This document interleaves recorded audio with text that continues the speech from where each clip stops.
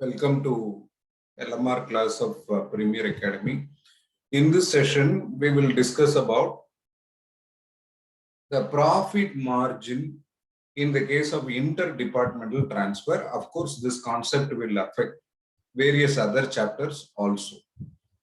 It will affect branch accounts, it will affect departmental accounts, it will affect single entry, it will affect accounting standard 2, inventory calculation, insurance claims. So when a concept affects 5 or 6 chapters, we should be clear about it. What is that? Very easy. It also affects cost accounting. The unrealized profit in the interdepartmental stock, department A transfer to B, B transfer to outsider. I mean, B sell to outsider, no problem. It is realized profit. While transferring the goods from one department to the other, invariably the transfer will be at market price or markup price. Do you understand this? It will be either at market price or markup price. Then only they can evaluate department performance. If debit side cost, assume that entire output of the department goes to the next department. Credit side also cost. How will you evaluate performance? Debit side cost, credit side markup price or selling price, you will be in a position to evaluate the profit, evaluate the performance. And that is what we are going to learn. The profit as a percentage can be expressed either on cost or on sale.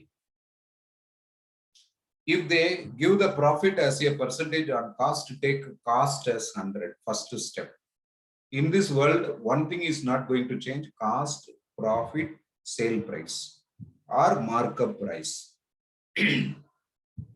or invoice price in the context of branch. In the context of department, markup price. In the context of branch, it is invoice price.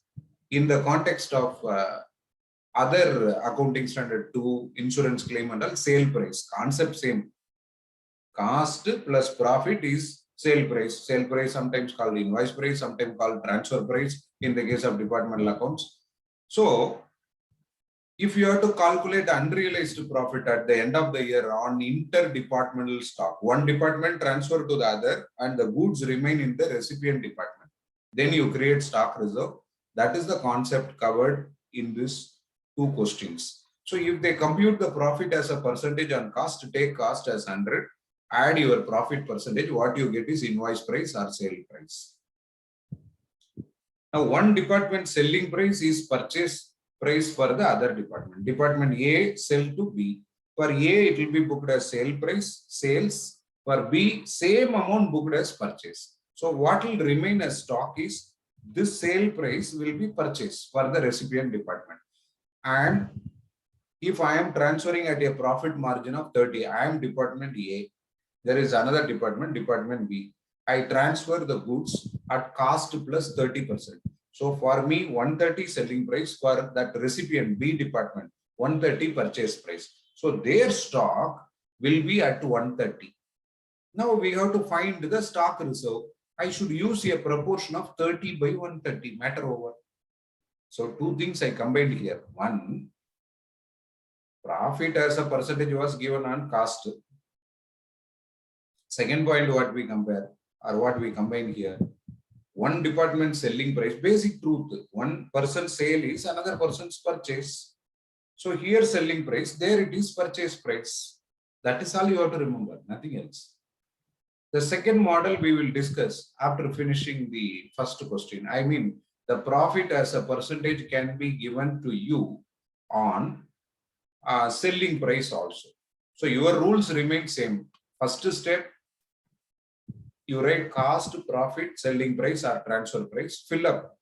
If they give you a percentage of profit on cost, take cost as 100. If they give profit as a percentage of selling price, take selling price as 100. Once you know 2 numbers out of the 3, balancing figure is going to be the third. Let us see this. Department A transfer goods costing 1 lakh at a profit margin of 30% on cost to department B. Out of the goods transferred, goods of the invoice price of which is 39,000 remain as stock in department B. I told you now, Department A's invoice price is Department B's cost price. So here profit as a percentage is given on cost 100. Profit percentage 30. Invoice price 130. Three numbers you are filling. Cost 100. Profit given 30. Because profit is given on cost. So I am taking cost as 100. Invoice price 130. Are you clear? Now stock reserve computation 39,000 into 30 by 130. How easy it is. 39,000 total closing stock at invoice price. Your 39,000 is 130. Then you are computing what is 30. So 39,000 into 30 by 130. Let's go to the solution. So 39,000 into 30 divided by 130 will give you 9,000. That's the answer for this question. Once you know the concept, these are orally solvable points, such easy points. But due to urgency, sometimes there is some sort of a mismatch in presentation. Now see the solution. See the solution. This is the solution for the first question. So the first question, cost is 100, profit 30. So invoice price 130. Department A's invoice price is Department B's cost. So for closing stock reserve, we take 39,000 into 30 divided by 130. How much you get? 9,000. Do you understand this? 9,000 we get. Then come to second question. That question, we Limited had two departments, Department A, Department B. Department A transfer goods costing 1 lakh at a profit margin of 30% on selling price. Very, very important.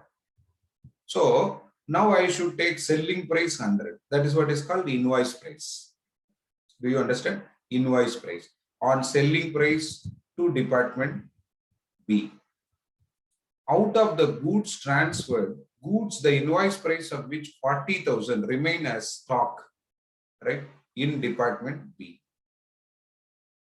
30%, the profit margin of 30% on invoice price. Let us use that word for classroom clarity.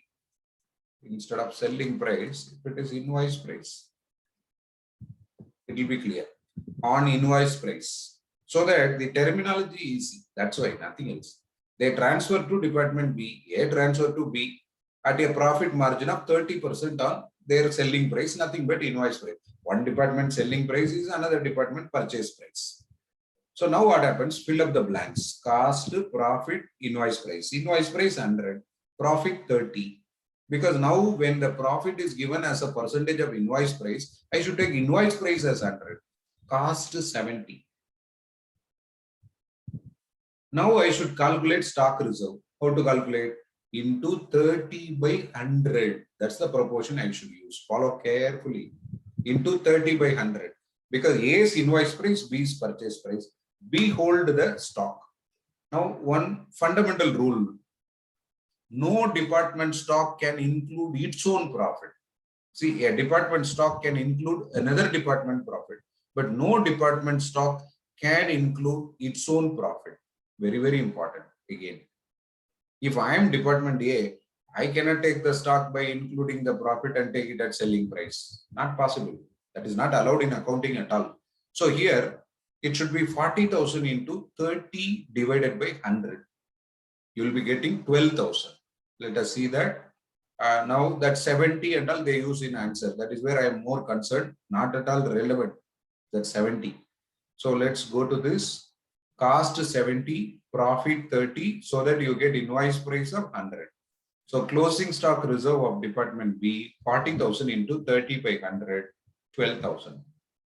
It's a closing stock. I hope you are clear with the solution regarding computation of the unrealized profit on intercompany stock. Very specifically, when they give the profit as a percentage of cost, one situation, another situation, they give the profit percentage as a the profit as a percentage. That percentage is computed on selling price or invoice price. Two different divergent scenarios. One, profit percentage given on cost. Two, profit percentage given on sale. I mean profit as a percentage given on selling price or invoice price. Very useful concept. Very useful concept. So keep it as two steps. Step one, are they giving profit on cost or profit on selling price? Freeze that matter.